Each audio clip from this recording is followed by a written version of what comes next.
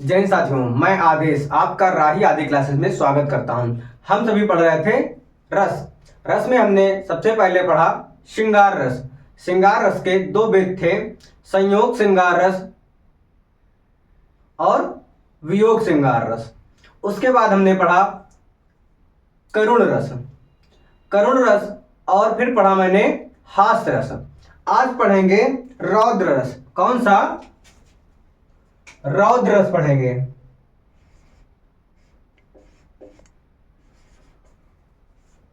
रौद्र रस। इस रस में क्या होता है? रौद्र का स्थायी भाव होता है क्रोध। क्रोध होगा, यानी जहां पर क्रोध जैसी प्रवृत्ति पाई जाए वहां पर रौद्र रस होगा।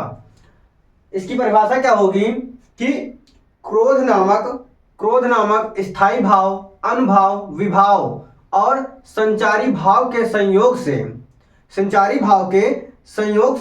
रौद्र रस की उत्पत्ति होती है। क्या है?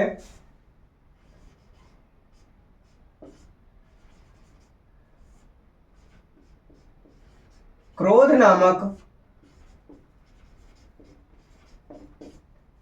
स्थायी भाव, अनुभाव,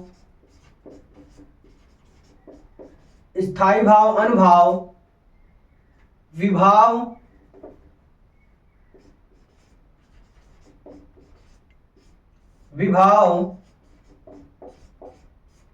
और संचारी भाव के संयोग से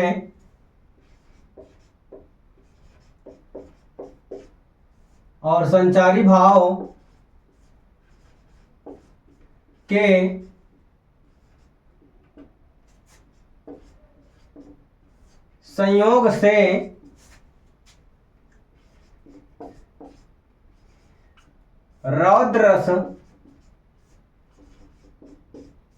की उत्पत्ति होती है। जिस कविता या कहानी या उपन्यास इन सभी को पढ़ने से पहली बार तो यहाँ पर उदाहरण जो होगा वह 2 या 3 लाइन का होगा, कविता के जैसे ही होगा। तो वहाँ पे क्या होगा, जो उदाहरण पढ़ने के बाद हमें क्रोध जैसी भावना उत्पन्न हो या महसूस हो, वहाँ पर हमारा रौद्र रस होगा, यानी होता है। इसके हम उदाहरण लिख लेते हैं कि जलाट पर, इसका पहला उदाहरण लिखेंगे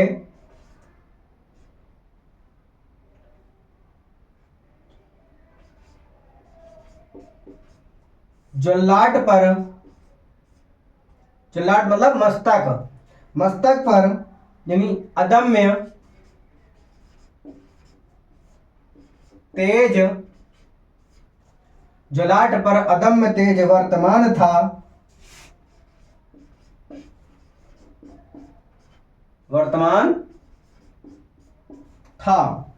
उसके बाद प्रचंड भंगजन्य,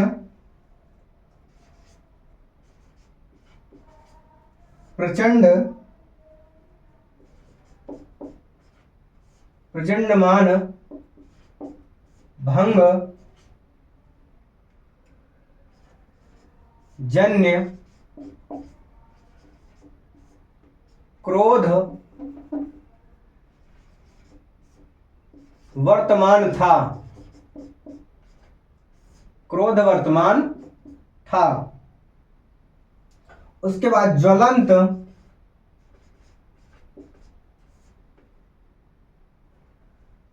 भुच्छ बाहु, व्योम में उछालते हुए।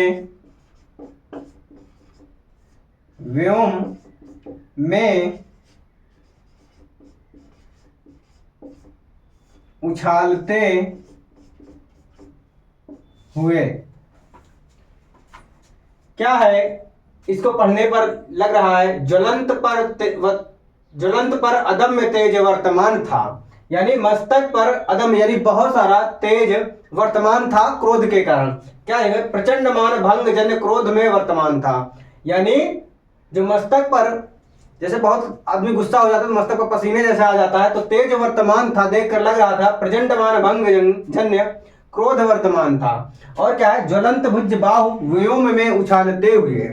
यहां से क्रोध जैसी भावना उत्पन्न हो रही, जैसे किसी से लड़ाई झगड़ा हो जाए तो वहां पर क्या होता है, आदमी क्रोध से आग बबूला हो जाता है और उसके चेहरे पर दिखाई देने लगता है तेज कि यह व्यक्ति गुस्सा में है, यानी क्रोध में है।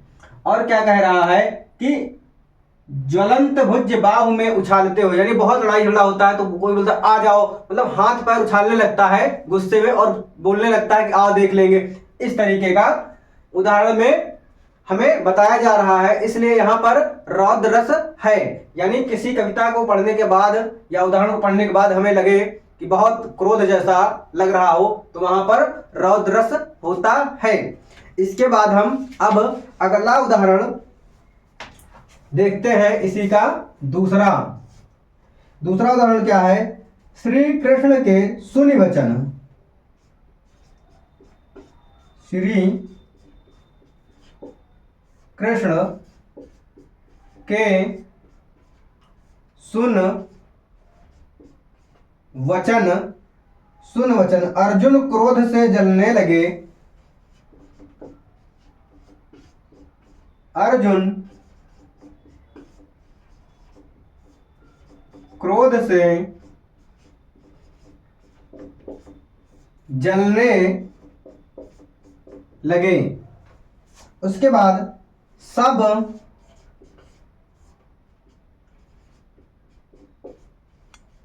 शोक अपना भूल कर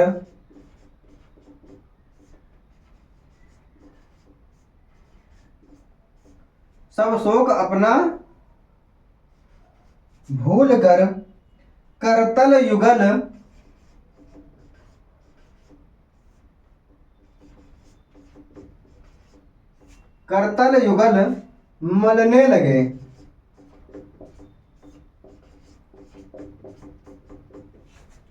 मलने लगे।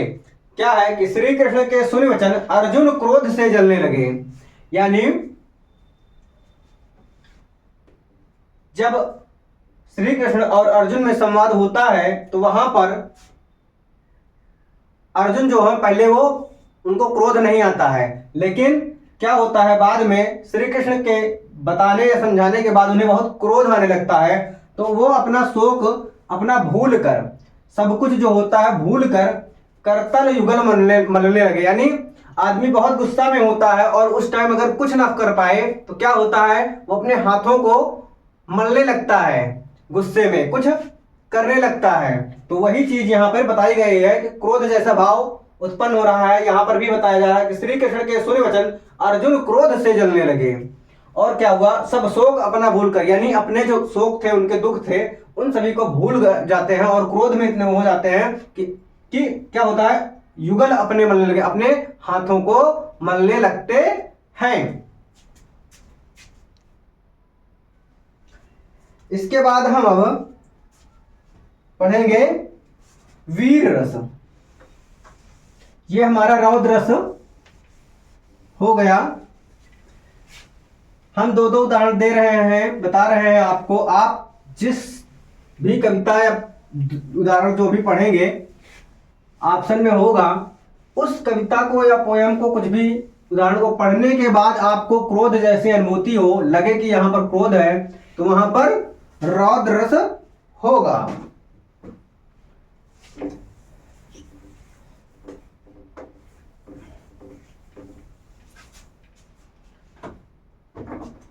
रौद्र रस होगा।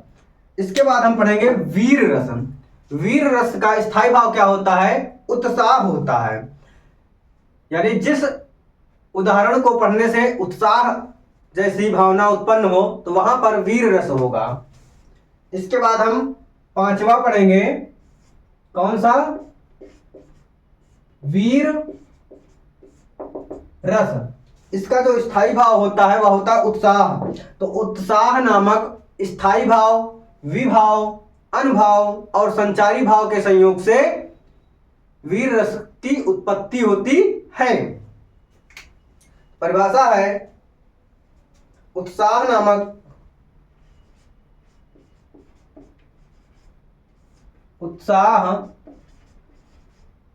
नामक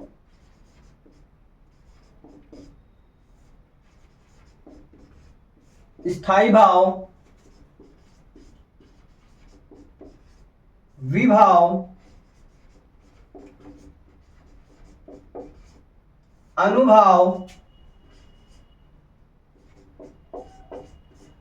और संचारी भाव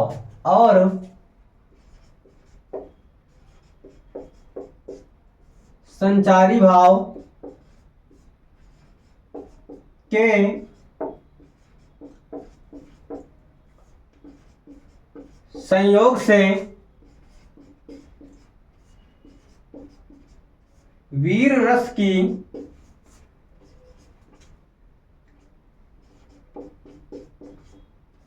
उत्पत्ति होती है। जहां पर उत्साह जैसी भावना प्रकट हो या उस कविता को पढ़ने से या कहानी को सुनने से उत्साह हो तो वहां पर वीर रस होगा। इसका हम उदाहरण देखते हैं कि चढ़ चेतक पर, पहला उदाहरण है चढ़ चेतक पर तलवार उठा करता था,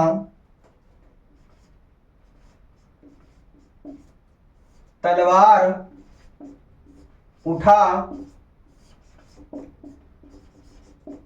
करता था भूतल पानी को, भूतल पानी को क्या कर रहा है, चढ़ चेतक पर तलवार उठा करता था भूतल पानी को, और उसके बाद क्या है, राणा प्रताप सिर काट काट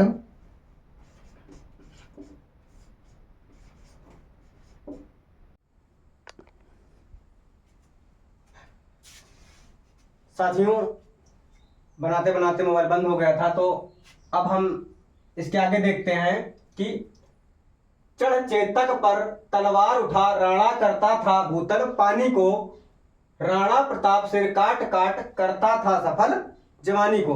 यानी जब राणा प्रताप उत्साह से युद्ध में जाते थे तब वो क्या करते थे, तलवार उठाकर अगर जमीन पे मार देते थे तो वहां से पानी निकलने लगता था। और क्या बोला जा रहा है कि राणा प्रताप सिर काट काट करता था सफल जवानी को। यानी जब राणा प्रताप अपने दुश्मनों से लड़ते थे, उन पर वार करते थे तलवारों से, तो काट काट सर काट काट के एक साइड कर देते थे, मतलब कि सर को अलग कर देते थे युद्ध के मैदान में, सफल करते थे अपनी जवानी को। यानी वो जब यंग थे तब की बात है। तो इसमें क्या है कि वीर रस की अनुभूति होती है, यानी उनका उत्साह देखा जा रहा है यहाँ पर कि कितना उत्साह था। तो यहाँ पर जब कविता को पढ़ने से हमें, या पोयम कुछ भी उदाहरण को कोई उदाहरण पढ़ने से हमें उत्साह जैसा, वीर रस जैसा अनुभूति हो, तो वहां पर वीर रस होता है। इसके बाद आगे क्या है कि मैं सत्य कहता हूं सके सुकुमार मत जानो मुझे।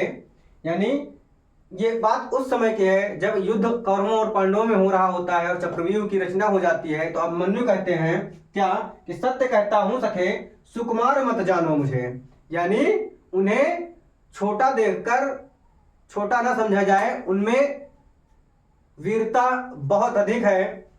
और क्या क्या कहते हैं कि यमराज से भी युद्ध में सदा प्रस्तुत मानो मुझे, यानी जब युद्ध यमराज से भी हो रहा हो तो उन्हें वहां भी प्रस्तुत समझो, अपने साथ युद्ध में लड़ने के लिए उन्हें हमेशा तैयार समझो, वो इतने वीर होते हैं। और क्या कहते हैं और की तो बात क्या गर्व मैं करता नहीं, यानी इतने वीर हैं और इस बात को कह रहे हैं कि मैं अपने आप पे गर्व नहीं करता हूं।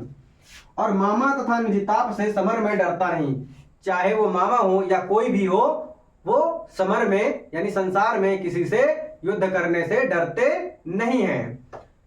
तो आज की क्लास को हम यहीं तक रखते हैं, आगे की क्लास हम अब कल देखेंगे। आप सभी इस क्लास को लाइक कीजिए, शेयर कीजिए, सब्सक्राइब कीजिए, अपने राही आदि परिवार को धीरे धीरे इसे बढ़ाते रहिए। आज की क्लास को यहीं पे समाप्त करते हैं। धन्यवाद।